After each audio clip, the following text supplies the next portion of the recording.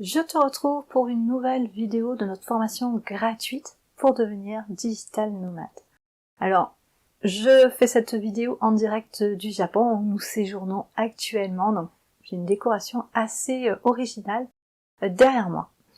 Donc aujourd'hui, nous allons voir ensemble bien les différentes assurances voyage qui te sont proposées quand tu décides de voyager en tant que digital nomade. Alors attention, dans cette vidéo, je vais te présenter quand même différentes situations, différents profils de digital nomade. Donc prends bien en compte ton propre profil en tant que digital nomade et la durée de ton voyage pour adapter avec ton choix d'assurance voyage. Et surtout, n'oublie pas à la fin de cette vidéo de passer à l'action. C'est parti!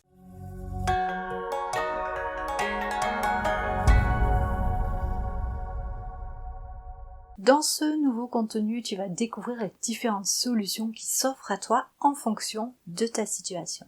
Alors, ne l'oublions pas, il existe 4 types de digital nomades, comme nous l'avons vu dans un précédent contenu que tu peux voir ou bien revoir en cliquant juste ici. Alors, ces 4 profils de nomades digitaux, ce sont le nomade digital occasionnel, le nomade digital à mi-temps, le nomade digital expat, et le nomade digital à plein temps. Le choix d'une couverture santé pour le voyage va donc différer d'un profil à un autre. Au fil des années, nous avons nous-mêmes évolué et notre assurance voyage également. Aujourd'hui, si nous voyageons une grande partie de l'année, là ça fait plusieurs mois que nous sommes en Asie et actuellement au Japon, bien nous avons aussi opté pour une résidence fixe en Bulgarie et donc un statut de digital nomade expat. Nous avons décidé de prendre une assurance privée chez April International qui va nous couvrir également lors de nos voyages touristiques un peu partout dans le monde. C'est pour cela qu'il est important de bien sélectionner l'option qui correspond à tes besoins de couverture médicale et santé.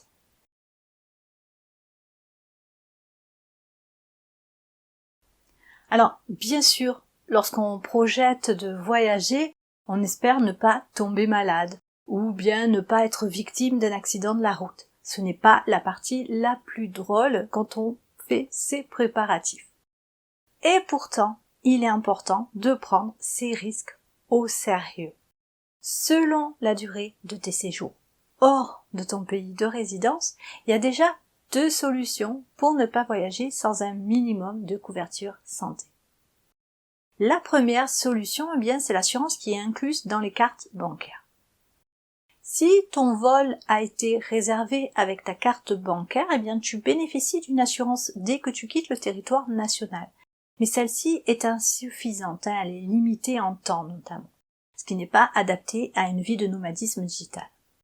Mais disons que pour un court séjour et vraiment occasionnellement, eh bien, l'assurance de ta carte bancaire peut suffire. Mais il faut vraiment vérifier ton contrat pour voir les conditions.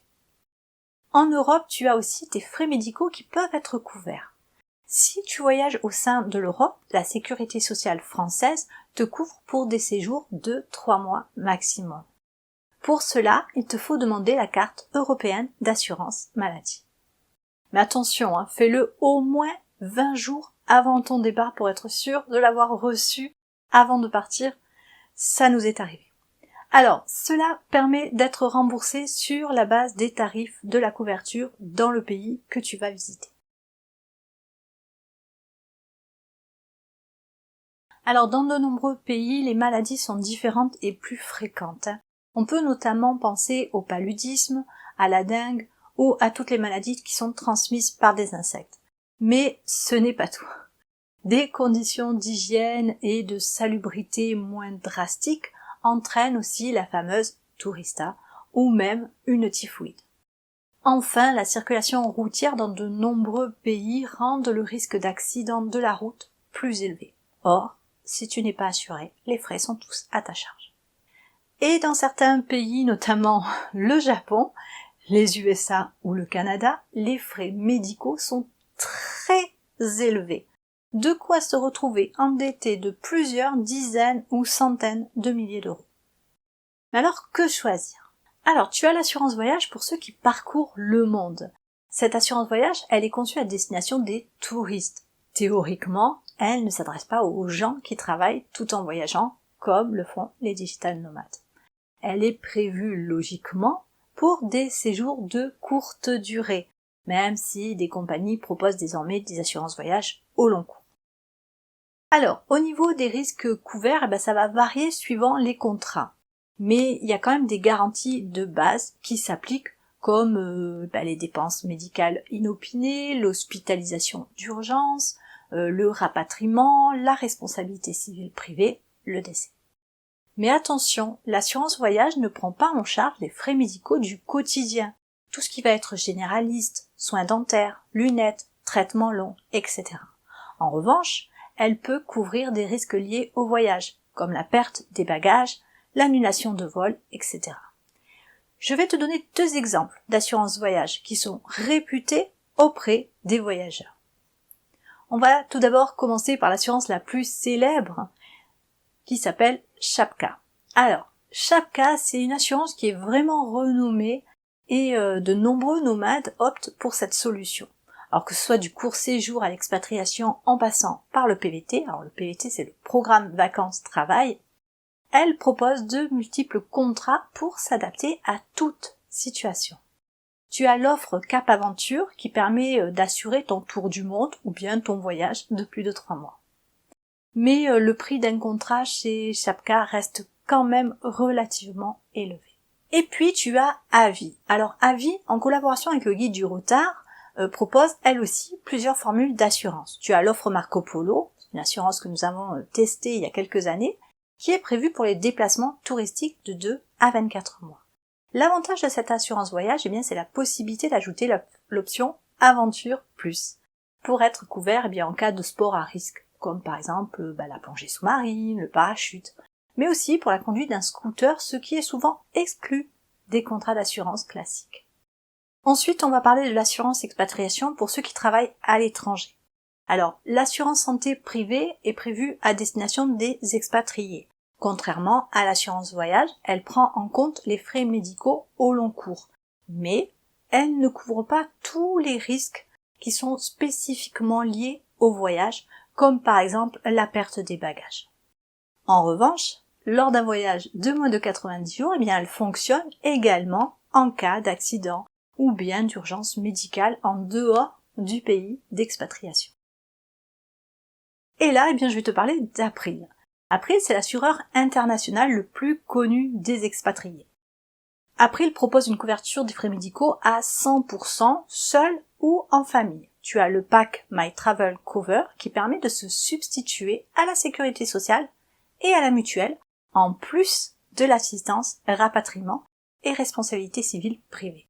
Et l'avantage d'April, c'est que cette assurance propose le tiers payant aux USA, pays où, tu l'auras compris, les frais médicaux sont très onéreux. De plus, April International propose depuis peu une assurance santé qui est adaptée au visa télétravail. Tu as également la CFE. Alors la CFE, c'est l'assureur français des expatriés. On appelle la CFE Caisse des Français de l'étranger. Et elle propose des contrats qui couvrent tous les frais de santé des expatriés et de leur famille. Cela fonctionne partout dans le monde, y compris lorsque tu vas faire un séjour en France qui dure moins de 6 mois.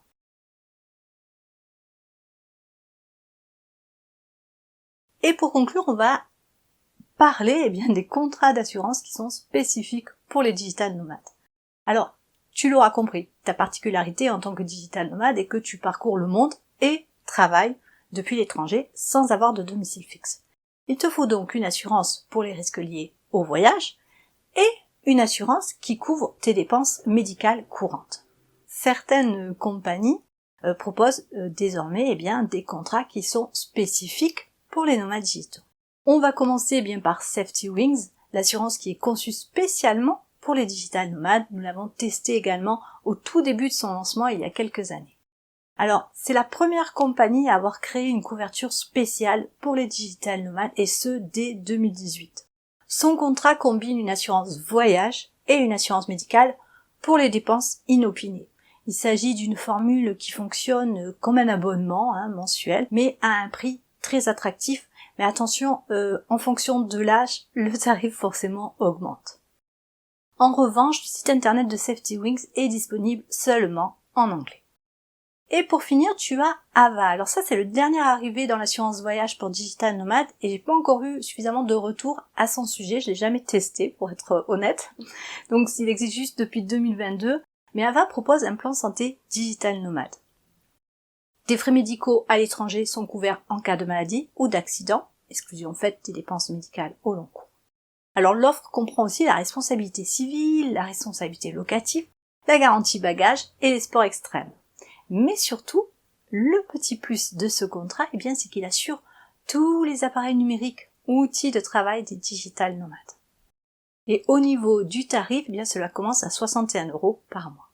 Petit bémol, ce contrat n'est accessible qu'aux résidents européens. Pour conclure, tu as pu le voir, il existe de nombreuses solutions d'assurance voyage pour digital nomades. Les offres sont diverses et vont vraiment dépendre de la situation et de la durée de tes déplacements. Les tarifs aussi vont varier également en fonction des pays que tu vas visiter et de ton âge, forcément. C'est pourquoi il faut prendre le temps de bien analyser tous les risques couverts et bien comparer les tarifs afin de déterminer ce qui va vraiment correspondre le mieux à ta situation. C'est le moment de passer à l'action. Alors pour toi, quelle solution d'assurance voyage pour digital nomade te semble la plus adaptée? En fonction de ta date de départ, il va falloir te renseigner puis adhérer à l'assurance la mieux adaptée à ta situation. Je te laisse et on se retrouve très vite pour un nouveau contenu.